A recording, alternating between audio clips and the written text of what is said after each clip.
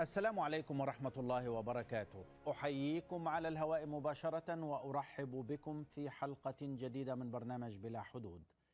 خلال 10 أيام من توليه الرئاسة في الولايات المتحدة الأمريكية، أثار الرئيس الأمريكي الجديد دونالد ترامب الزوابع في كل مكان في العالم، وكان للقرارات التنفيذية التي أصدرها فيما يتعلق بحظر دخول المسلمين وإلغاء الرئيس المكسيكي لزيارته بعد تصريحات ترامب بخصوص الجدار العازل بين الدولتين وقعا كبيرا شغل العالم كله. لكن المثير للقلق لم تكن تصريحات زعماء ومسؤولي الدول الكبرى التي تقف على خط المواجهة مع الولايات المتحدة الأمريكية مثل روسيا والصين، ولكن المفاجأة كانت في تصريحات الأوروبيين. So the Europeans reacted to the decisions, the executive decisions of Trump. They all were surprised after what he decided recently, and they view in him a danger, which is to be compared with the danger coming from Russia and China. So today we'll be talking about the repercussions of these decisions. With us, Doug Bandow, an expert in the White House. Now you are on the screen, Mr. Bandow. He worked under the former president, US President Ronald Reagan, and he's a specialist of the American foreign policy, and also a leading researcher in foreign policy. And apart from that, he's publishing articles in different newspapers and reviews. He published also different books on the U.S. foreign policy, the new American empire, and the relationship between USA and South Korea. The viewers can ask their questions through Facebook and Twitter. Welcome to this program, Ms. Bandow, live from Washington. We're very happy to have you with us. I'm happy to be on. Thank you. What are the main changes we saw after Trump took over, and which changes are to be expected?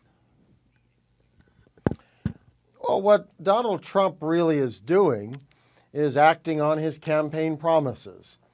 And I think what he has shown is that, in contrast to what many people hoped, which was that he would be a more responsible leader and that he would become more kind of establishment, that instead he has reacted very strongly and is telling his supporters he's going to do what he told them he was going to do. So if he continues this way, it's going to be quite 4 years in Washington, because he obviously has shocked, not only the rest of the world, he has shocked many people in Washington, many members of the Republican Party in Congress, many people, frankly, who were his allies, who still thought that he would be more restrained and more responsible.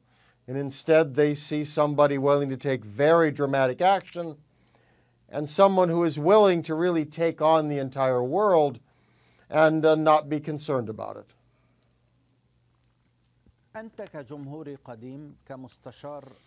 You, as a Republican and former assistant and advisor to President Reagan, do you think the Republican Party is suffering from real division with regard to what Trump is doing? I think there are divisions there which at the moment have not fully broken out, because many Republicans hesitate to criticize him or to attack him so early. But I think these divisions are real. Many of these Republicans in Congress and at the state level did not like him. They supported him only because he was the alternative to Hillary Clinton. So I think that what we are seeing is the beginning of a disagreement within the party, that if he continues this way, taking very precipitous action, taking action that has dangerous ramifications for America around the world, that we may start seeing real opposition, but not yet. I think this is to come. If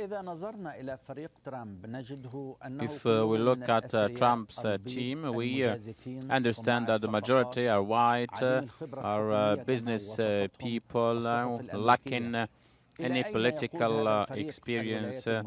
How do you see this team managing the United States, and what is the responsibility of the Republicans in this?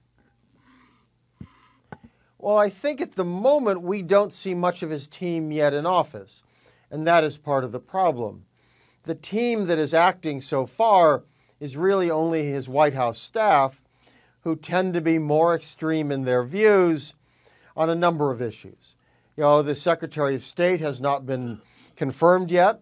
He might very well have recommended differently on the issue of the ban on visitors from, the number of Muslim countries.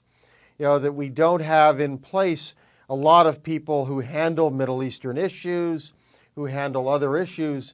So I think a lot of these people, even though they kind of look alike, are responsible people who in office are likely to give better advice than the president is currently getting from a much smaller staff that's at the White House. White House positions are not confirmed by the Senate, so presidents typically put people there who might have more extreme views. The people who are broader in orientation, who have a kind of a broader experience, are more likely to be heads of agencies and having major positions there.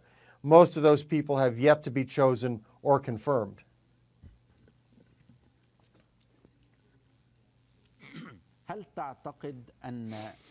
Do you think the Republicans representing the majority in the Congress, do you think they can reject some or many, the appointment of many figures that Trump holds as candidates? I mean those from the white extremists? Well, I think they are not likely to reject many, at least, of his cabinet appointments, because all of those people, for at least the top positions at the cabinet, are not people I would call white extremists. They might be very conservative, but they're not particularly, they don't have attitudes on race issues, those kinds of issues. I think the question will come what happens at people at the lower level, and frankly, the people I think we are most concerned about with their attitudes in terms of other people, in terms of Islam and other issues, are on the White House staff. And as I mentioned, those people are not up for Senate confirmation. There's Steve Bannon, and there are other people, Mike Flynn, the National Security Advisor. These are people where a number of Americans, I think, are very concerned that they have a very narrow attitude. But those are appointments the president gets to make, and nobody else can stop him. I think the people he's chosen, at least for the very top of the cabinet, not all of them are people I would have chosen, certainly. Nevertheless, I don't view them as being too terribly extreme. My hope is that once they are in office and they recognize how broad their responsibilities are, that they will respond that way and they will be responsible as officials. Now, this is the first time in the history of American diplomacy. We have more than 1,000 American diplomats who signed a note of protest rejecting or opposing the decisions of Trump. And Trump said, those who don't like my policy, they can leave the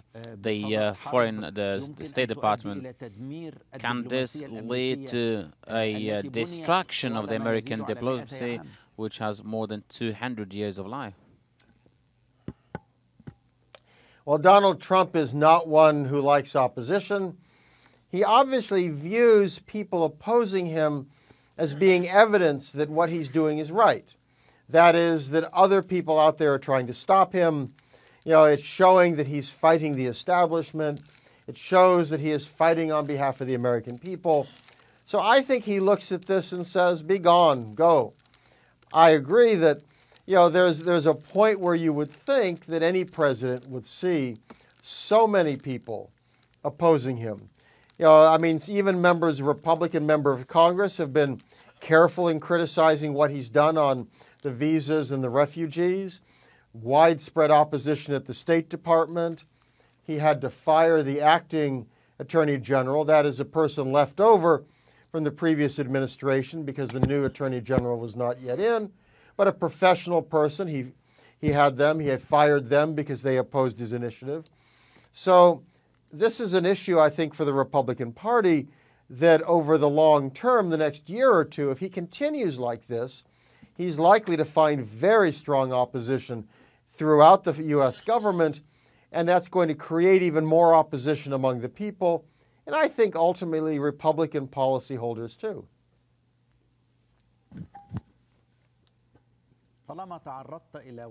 As you spoke about the Justice Ministry, the language Trump used to dismiss his minister, he said it's a betrayal, and in his statement he said he's gonna intensify his effort to clean up all those departments. You know the American policy since the 80s, and you were there in the 80s with Reagan. You were in the White House. This is an unprecedented language that we hear. Oh, very. Ronald Reagan believed strongly in the policies he promoted, but he also recognized the importance of talking with, of working with the opposition. He regularly got together with Democratic House Speaker, other Democratic leaders. And the rhetoric that we hear today is not the rhetoric you would have ever heard from Ronald Reagan. I think, again, what we're seeing with Donald Trump is that what we saw in the campaign is, in fact, Donald Trump, that there is no moderate version, there is no different version as president. There is no President Donald Trump who will suddenly try to sound, more restrained. That's not there. There's only one Donald Trump. We saw him throughout the election campaign where he was very negative. He attacked his opponents. He attacked almost anyone who criticized him. He used language that, for the most part in American politics today, you simply don't use. And as president, he's continuing the same way. I don't think that's going to change. I think this is what he is. And we find out that, at age 70, he's simply not going to be a different person. And this is going to be very hard, I think, because virtually everyone in the political process is used to a very different form of discussion, of working together, and we don't have that now. Some of Trump's supporters are wondering why you criticize Trump and his copy of Ronald Reagan. Do you see any points of conversion between both? Oh, only in the sense, I suppose, of being outsiders. But even that is really not fully the case. Ronald Reagan was an outsider to Washington, but he was governor of the state of California, the largest state in America, for 2 terms, for 8 years. That forced him to deal with the Democratic legislature. He had to deal with major problems as a governor. He had to work with the opposition party. He was used to media criticism. All of these things that I think Donald Trump is not. Another aspect is that Ronald Reagan ran, and we kind of talk about a happy warrior. Ronald Reagan thought that America had a good future. Ronald Reagan thought immigration and people coming from other countries was a good thing. Reagan looked to the future and believed that America could grow stronger and it would be Americans working together. He really did want to unite the country, despite a lot of the partisan fights. I don't see that in Donald Trump. Donald Trump painted a very negative vision of America. All sorts of horrible things happening, that he was going to try to fix. It's a very dark vision. It's a vision that I don't believe Ronald Reagan would have believed in, and he would have found very, very disturbing.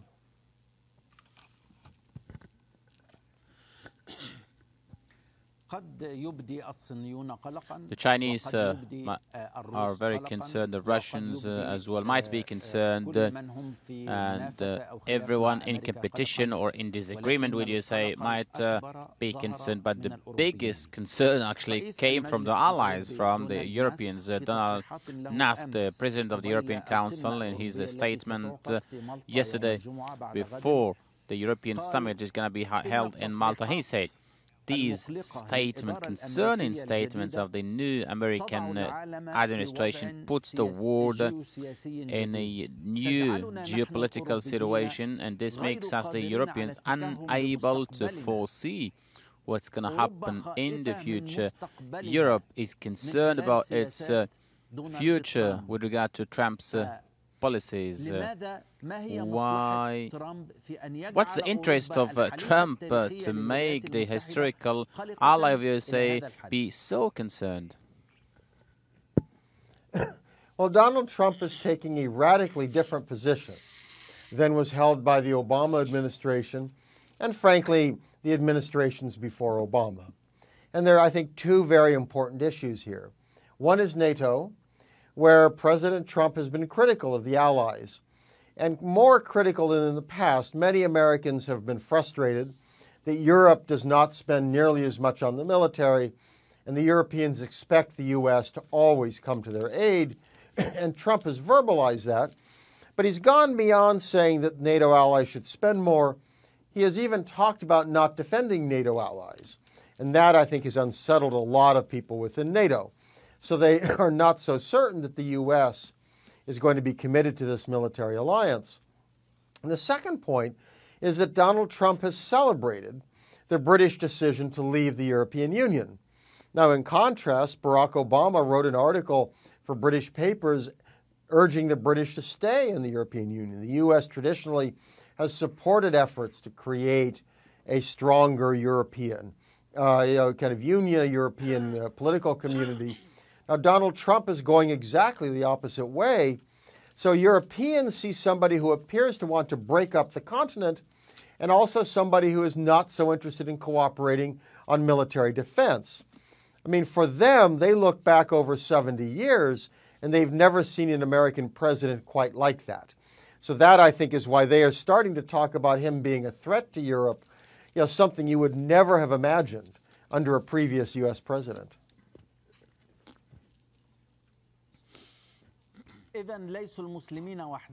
So actually, not only the Muslims will be suffering from Trump's policies, but according to you and according to Trump, according to the President of the European Council, Europe and NATO might fall apart in Trump's mandate. I mean, I believe that the Europeans are stronger than Donald Trump.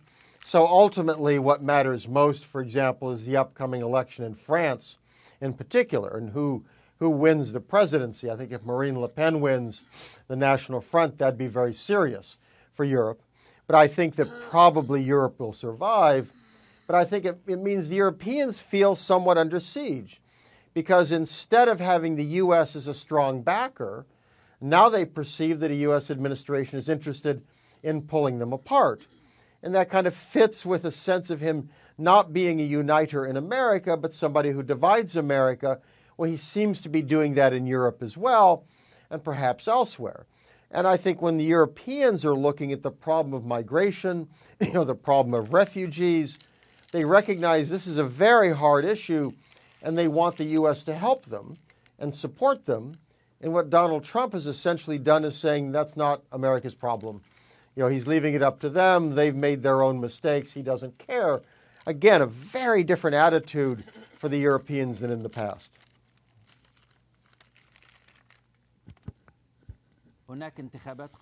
There are expected elections in France. The Fillon is facing a big scandal that might bring him down, and that might mean the end of his political career. We expect also elections in Germany. Do you think Trump might participate in choosing those who are gonna be leading Germany and France in order to control the European decision? Well, I think it's very hard to try to control other countries. I mean, a lot of Europeans were very nervous about Donald Trump. They were hoping that Hillary Clinton would win. You know, there were foreign leaders who expressed that. But, you know, the American people really didn't care what others said. You know, I mentioned Barack Obama urged the British people to stay in the European Union. That did not appear to have an impact. The British people voted to leave. So I don't think that him trying to directly intervene would work. I think, in fact, it would probably offend the French people, for example, not convince them. The question would be more, do his policies have an impact? And it may very well be that the French might look and say, well, if the United States can keep out refugees, if the United States can make these decisions, maybe these are decisions that we should make. So I think it's hard to measure that, but I think that's what Europeans are really worried about. Not that he's going to step in and say, vote for Marine Le Pen, but instead that Europeans who are frustrated for a lot of reasons with their governments and the European Union might look at him and say, that's the way we want to go, and then they'll make those choices in their own elections.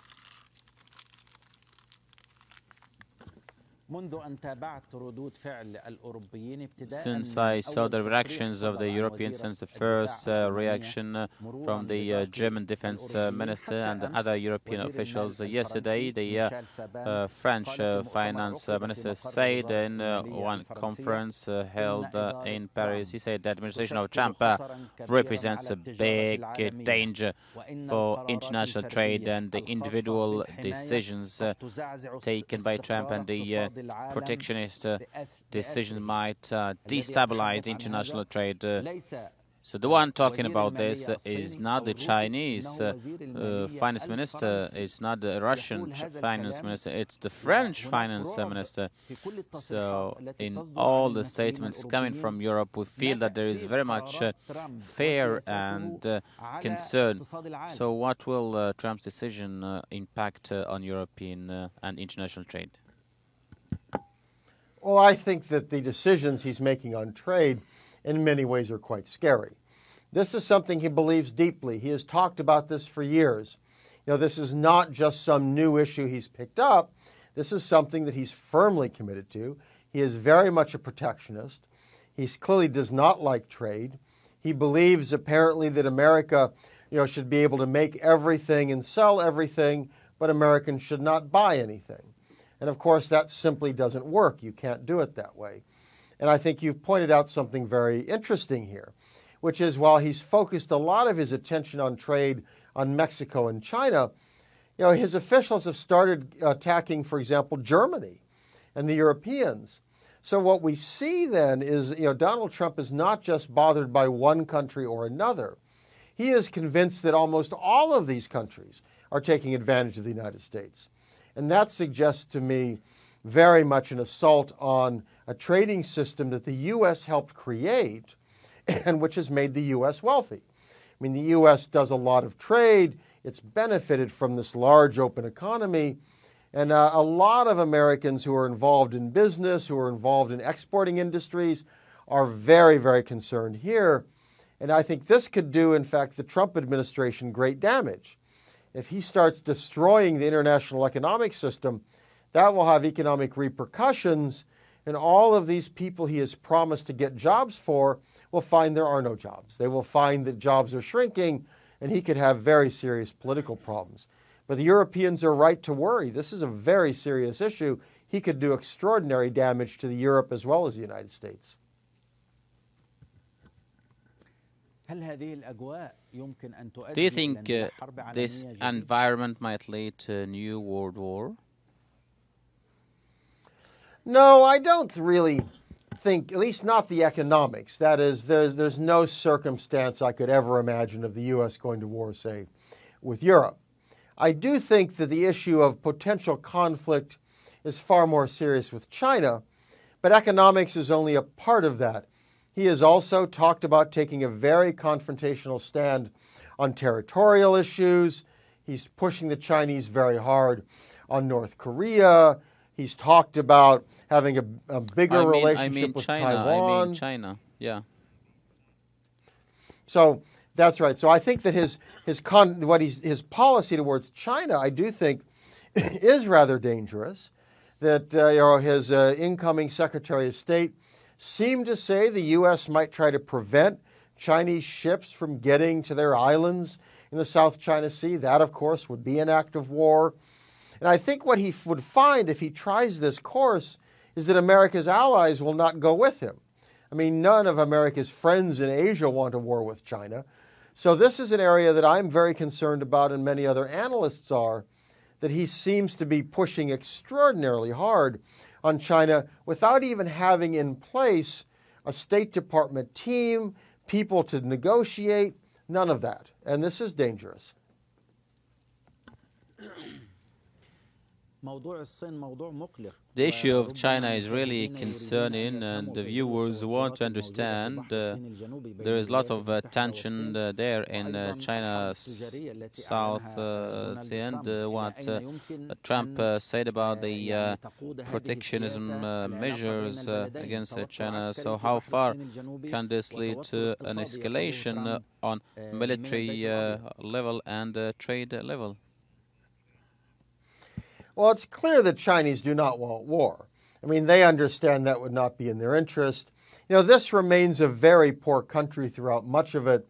The cities are very urban, very, very prosperous, but the countryside remains relatively poor.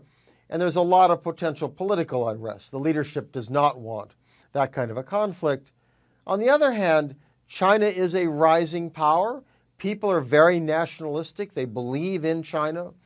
And they are not likely to allow the U.S. to push them around. And that China today is in a position much stronger. It has a larger economy. It has a lot of influence in East Asia. It matters for America. It has a growing military. So I think the danger here is that if he pushes very hard, he will find that China will push back. And then there's a lot of opportunity for mistakes, escalation that nobody would really want, but that nationalist impulse kind of pushes people, and it wouldn't take much. A ship, kind of sinking another ship, aerial combat, something happening, that you could find suddenly the country shooting at one another. And that, I think, is maybe the biggest danger point at the moment that we see in terms of the United States is what's going on in East Asia and this potentially very tense relationship with China.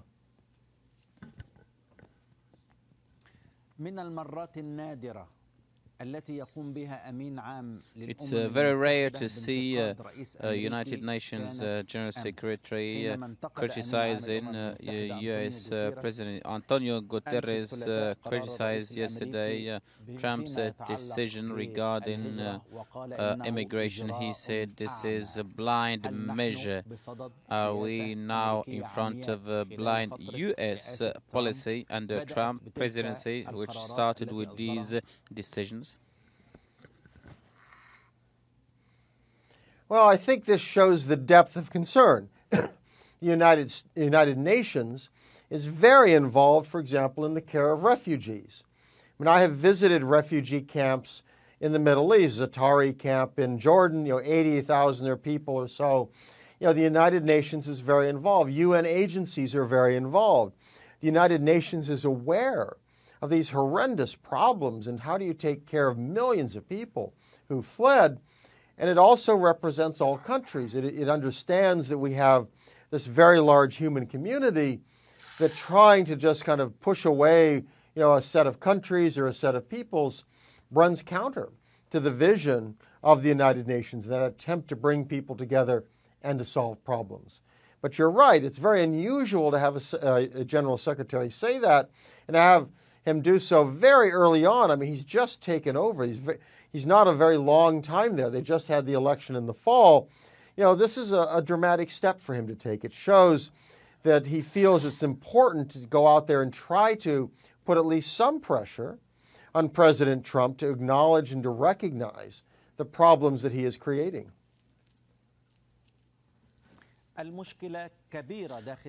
There is a big problem within the USA, and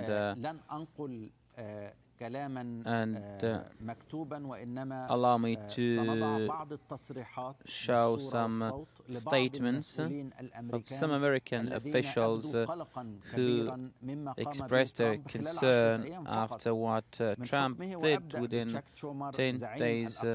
So we start with Chuck Chen, the leader of the minority of the Republican minority. So we start with Chuck Schumer. So let's have a look at these videos. How can you run a country? How can you run a country like this? How can you take decisions without taking advice of the Justice Ministry and other ministries? I tell you, Mr. President, if things go like this, the country will be in a big problem, and we cannot accept a presidency of tweeting. The Bob Ferguson, the Attorney General of the state of Washington, filed a law against Trump. Let's listen in to what he said. This lawsuit is different and broader in scope. This lawsuit is different than the previous one. This is a large one, and it's about the executive decision. There are a lot of clauses which are not constitutional, and we might be in front of illegitimate decisions, and we will ask for stopping executing this decision. Let's move now to the governor of the state of Washington, Guy Tinsley. Let's listen in to what he said. This is a grossly unconstitutional decision, and it's highly probable that it's illegitimate. This is a religious discrimination, not only against those countries concerned, but also against the whole Muslim community. Terry McAuliffe, the governor of the state of Virginia. We don't know why people are detained. There are stories of people who have no rights to communicate with their lawyers. This is America. We don't like to see such kind of things. Please stop it. The Attorney General from Massachusetts, the executive order is harmful and it's very biased and unconstitutional. It is a kind of religious discrimination. We need to see the rule of law, and this is also against the law of immigration, the federal immigration law in the United States of America. So for sure, you heard and you saw all this before, but we just showed it for our viewers. We just want to answer one question about what's going on in the United States. We have a big division within the country, dismissing the Minister of Justice. We have attorney generals. We have governors of states against the president, and it's not about small officials. We have around 1,000 employees of the foreign ministry. So how far can all this go? Well, Donald Trump has the advantage of controlling the federal government, which allowed him to fire the acting attorney general. So he's in a very strong position. The Republican Party in Congress, which could control him, most of this, his authority comes primarily from legislation that Congress passed. So Congress could change the law, Congress could make decisions to limit him, but the Republicans are not likely to do so, especially at this early stage. The main threat to him comes from the courts. You know, the protesters can bring public attention to the issue, but judges are in a position to overturn, his executive order.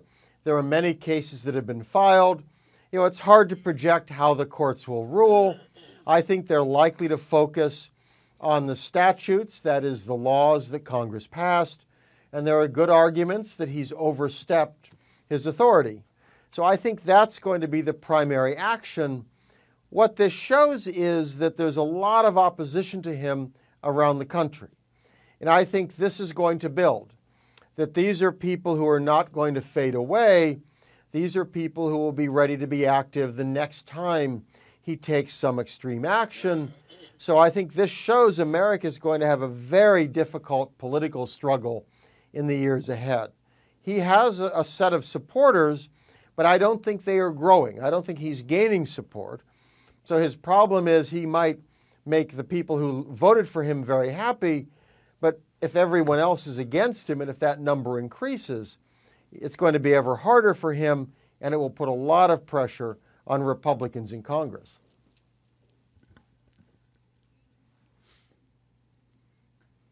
سيد دوبنداو Mr. Bandow, ما هي قراءتك لسياسة ترامب how do you analyze Trump's policy towards Iran وزير after له سياسة ضد إيران appointing a state secretary who has his own policy towards Iran, and Trump is very much, or Iran is very much concerned that Trump might withdraw from all agreements with Iran and also all agreements with Europe? Well, Trump has said many things on Iran, and it's not clear what position he will take. While during the campaign he suggested he might try to withdraw from the nuclear agreement, at other times he said that he would enforce it and that he'd be very tough enforcing it. If we look at the Republican Party today, there are many Republicans in Congress and elsewhere who oppose the agreement but believe that now the U.S. has made the agreement that we should stay in it and that he should enforce it. And of course, as you point out, the overseas implication, even if he took the U.S. out of the agreement, that does not mean that the Europeans or Russia or China would allow or support sanctions again. And I think that will probably be the major issue for him, that even the people around him who want to be very, very tough on Iran recognize that, in a sense, that opportunity is gone. And that if he walks America away, that in fact there will be fewer constraints on Iran than by staying in the agreement.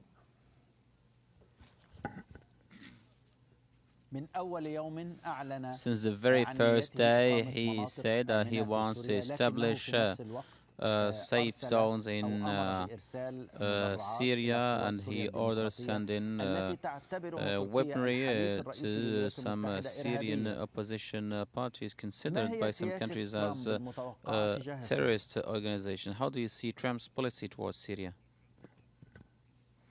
Well, it's a little confused. You know, Donald Trump was critical of the Obama administration. He indicated that he was not really interested in trying to overthrow Bashar Assad.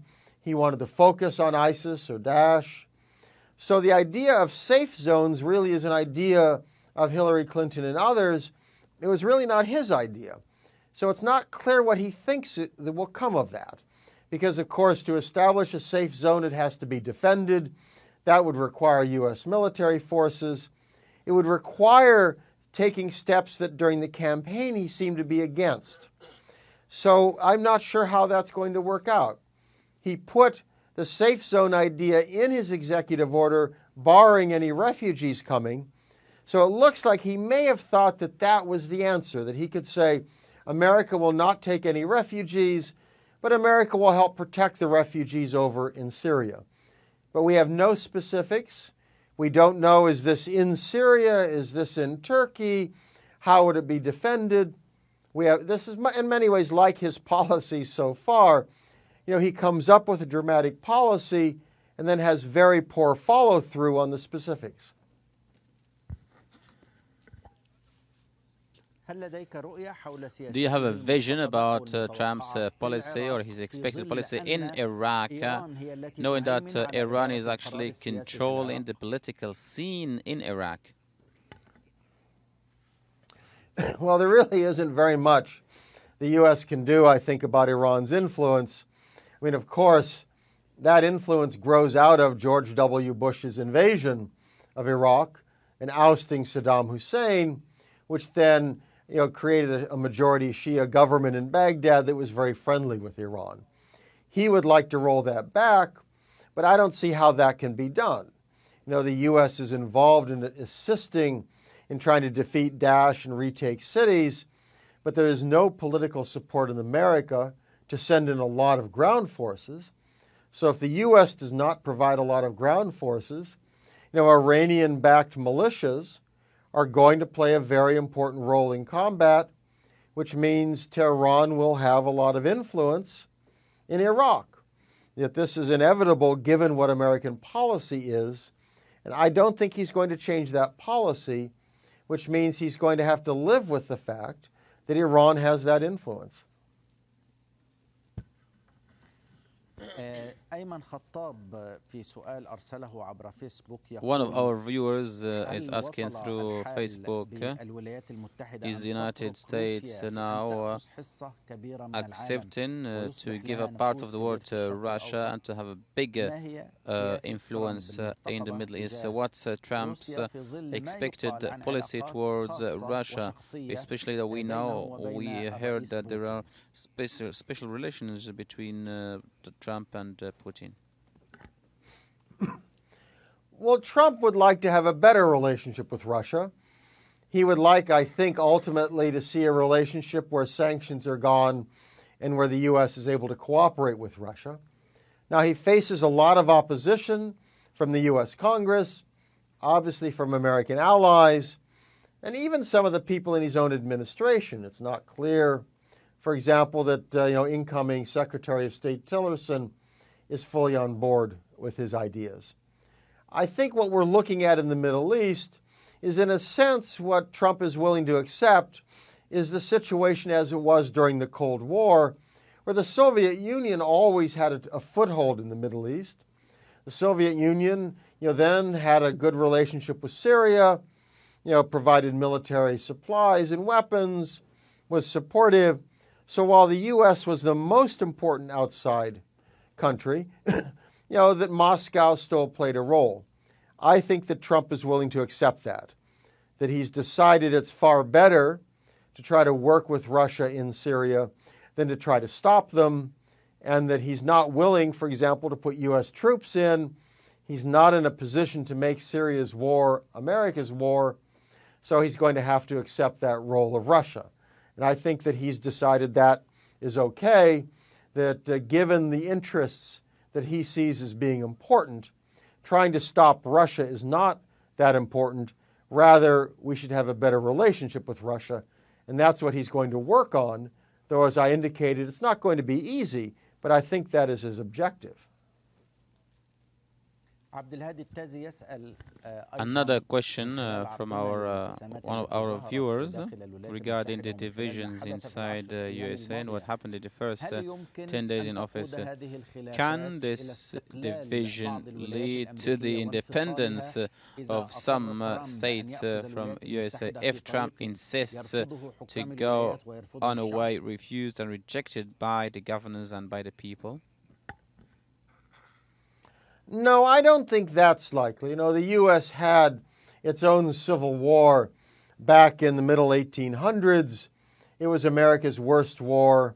750,000 people died. I mean, it was a conflict that no American would want to go through again.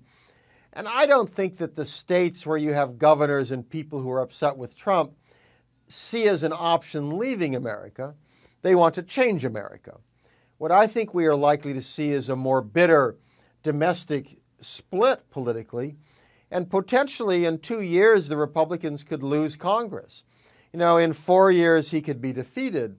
We could see a lot more demonstrations, more court fights. My guess is that the politics here in America will become much more confrontational, but I don't believe that any state will leave. But you may very well find a number of states electing at the state level Democrats to office, creating governments that are willing to struggle against some of Donald Trump's measures. You expect 4 tough years for USA, right? Yes, I believe that given the kind of the character and the temperament of Donald Trump, that he is not going to change. So I look ahead and think it's going to be 4 years of confrontation, 4 years of division. It's going to be an enormous antagonism between different groups. I am very concerned that America is going to have a very hard time. And that, of course, will have implications for the rest of the world because the United States plays such a large role. Discord in America is going to be felt in other countries.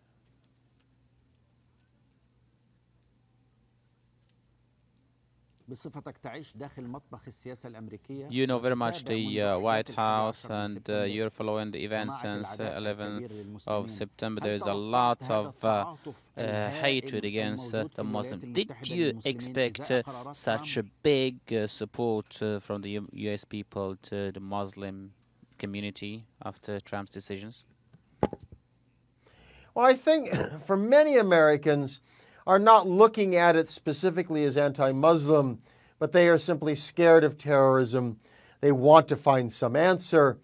And the American people are not very sophisticated when it comes to looking overseas, to understanding, what countries, do terrorists come from. I mean, of course, the irony is that his measure would not have stopped any of the terrorist attacks that America has had. That there's a complete separation of the problem from what Trump has proposed as the solution. But I think you see a lot of Americans who they perceive this as decisive action, somebody who's trying to protect us.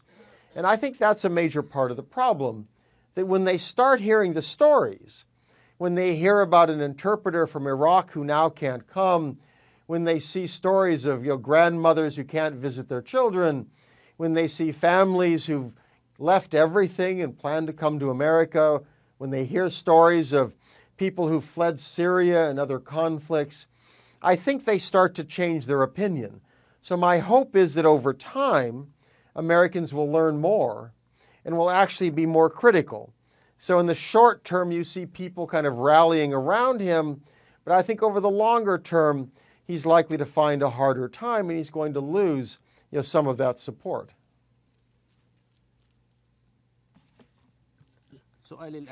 Last question. How do you see the future of USA? And now we are in the first 10 days of Trump in office. I think this is going to be a very dramatic and a very confrontational presidency. I don't have any reason to believe that the next 10 days and 10 months are going to be any different than the last 10 days. He might slow down in terms of how much action he takes, but his attitude, the way he reacts to people, the kind of confrontation and antagonism that he represents, I think is going to stay there. So what you are seeing is a preview for 4 years of a Donald Trump presidency.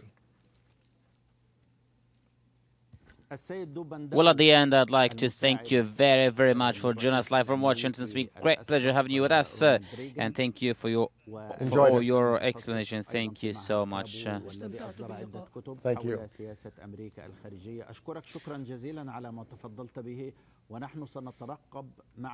And we will expect together with you and the viewers what's going to happen in the 4 upcoming dramatic years in the United States of America. Thank you so much. كما أشكركم مشاهدينا الكرام على حسن متابعتكم. في الختام أنقل لكم تحية فريق البرنامج، وهذا أحمد منصور يحييكم بلا حدود، والسلام عليكم ورحمة الله وبركاته.